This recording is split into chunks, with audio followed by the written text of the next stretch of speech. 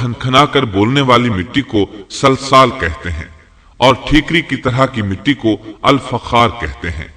مختلف آیات میں یہ الفاظ وارد ہوئے ہیں۔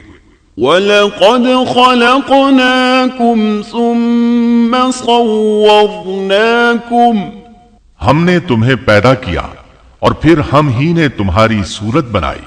اور فرمایا وَلَقَدْ خَلَقْنَا الْإِنسَانَ مِنْ صَلْصَالٍ مِّنْ حَمَإٍ مَسْنُونٍ،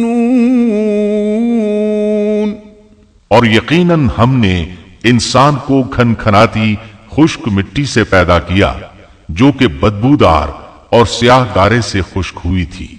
اور فرمایا خَلَقَ الْإِنسَانَ مِنْ صَلْصَالٍ كَالْفَخَّارِ، اللہ نے انسان کو کھنکھناتی مٹی سے پیدا کیا جو کہ ٹھیکری کی طرح تھی۔ ان تمام آیات کریمہ میں کوئی تناقض، تعارض اور اختلاف نہیں، اس لیے کہ ان مختلف آیات میں انسان کو اس کی تخلیق کے مختلف مراحل کی یاد دہانی کرائی گئی ہے۔ خلاصہ کلام یہ ہوا کہ تخلیق کے عمل کا پہلا مرحلہ تراب تھا، یعنی عام حالت والی خشک مٹی، پھر تین یعنی بھگوئی ہوئی مٹی، پھر لیسدار مٹی یعنی سلسال، پھر ٹھیکری کی طرح کی مٹی یعنی فخار، اور یہ کام جمعے کی آخری گھڑی میں کیا گیا۔ اور یہ دن اللہ کے لحاظ سے شمار ہونے والے دنوں میں سے ہمارے دنوں کی طرح نہ تھا، ہمارے اور اللہ کے دن مختلف ہیں۔ تخلیق آدم دراصل اللہ کا کرشمہ ہے، انسانوں کو ایک صورت عطا کی گئی۔ اس مرحلے کا تذکرہ بخاری اور مسند احمد کی ایک روایت میں ہے۔ خلق اللہ آدم وطوله 60 ذراعا فكل من يدخل الجنة على صورة آدم فلم يزل الخلق ينقص حتى الآن۔ اللہ نے آدم کو پیدا کیا اور ان کا قد 60 ہاتھ یا 60 میٹر لمبا تھا۔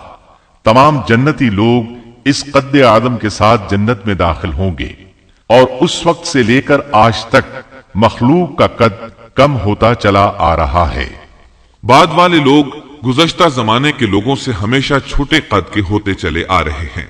بہرحال سب سے پہلے اور سب سے لمبے انسان آدم علیہ السلام تھے۔ امام احمد نے منفرد طور پر ایک روایت بیان کی ہے، اس میں رسول اکرم صلی اللہ علیہ وسلم نے آدم علیہ السلام کی لمبائی 60 ہاتھ یعنی 60 میٹر اور چوڑائی 7 ہاتھ بیان فرمائی ہے۔ سبحان اللہ! سیدنا آدم کس قدر ضخیم اور عظیم مخلوق تھے۔ صحیح مسلم اور مسند احمد کی روایت میں ہے، لما خلق الله آدم تركه ما شاء أن يدع فجعل إبليس يطيف به ينظر إليه فلما رآه أجوف عرف أنه خلق لا يتمالك۔ اللہ نے آدم کو پیدا کیا تو اسے اپنی منشا کے مطابق کچھ عرصہ ڈھانچے کی صورت میں چھوڑے رکھا۔ ابلیس اس کے ارد گرد چکر لگانے لگا۔ اس نے دیکھا کہ وہ پیٹ والا ہے۔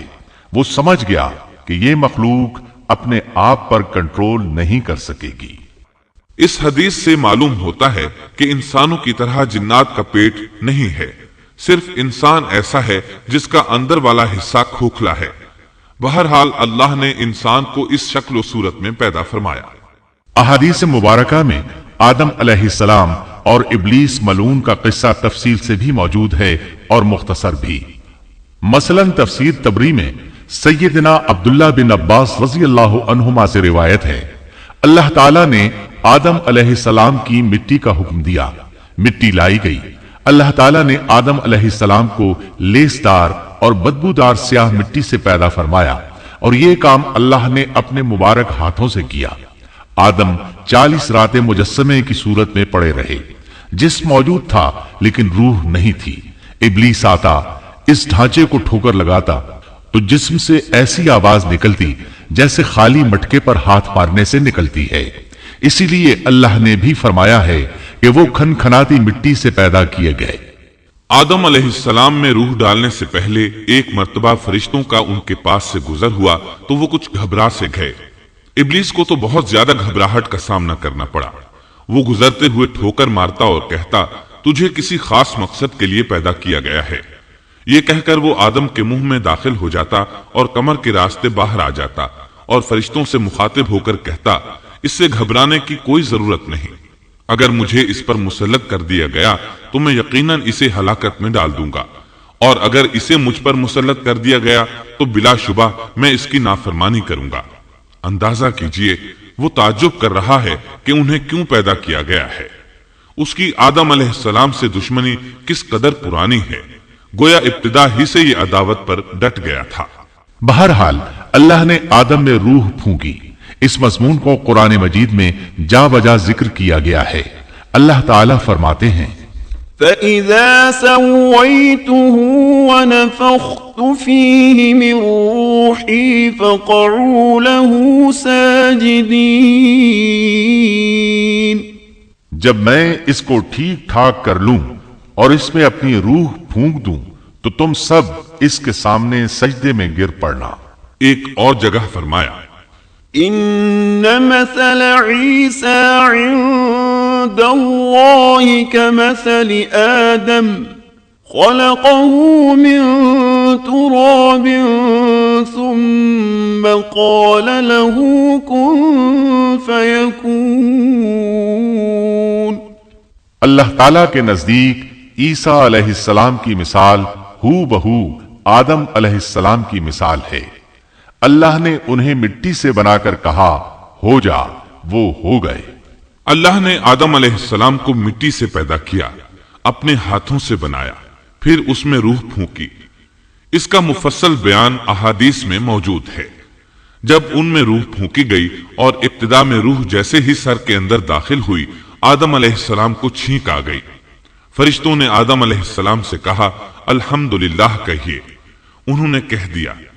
اللہ کی اس تعریف کے جواب میں اللہ تعالیٰ نے فرمایا، رحمک ربک، یعنی تجھ پر تیرا رب رحم فرمائے۔ سبحان اللہ، اللہ ذوالجلال والاکرام نے آدم علیہ السلام میں روح مکمل ہونے سے پہلے ہی انہیں اپنی رحمت سے سرفراز فرما دیا۔